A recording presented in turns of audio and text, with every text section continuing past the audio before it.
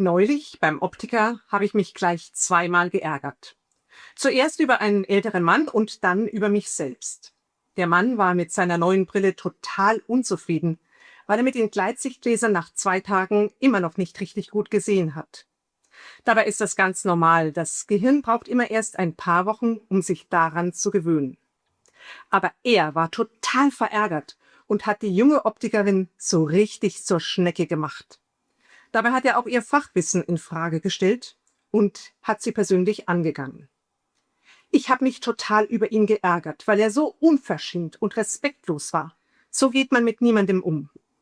Alle waren heilfroh, als er endlich den Optikerladen verlassen hatte.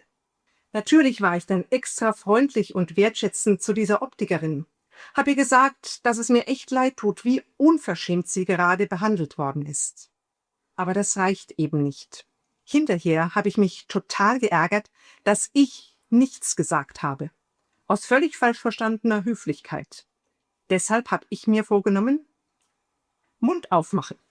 Immer wenn jemand von anderen in respektloser oder verletzender Weise behandelt wird.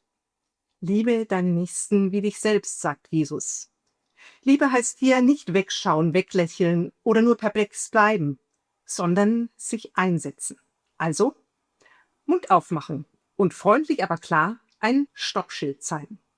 Mach doch mit dabei. Wenn das viele von uns tun, dann wird der Umgangston und das Leben in unserem Umfeld sehr viel besser und liebevoller.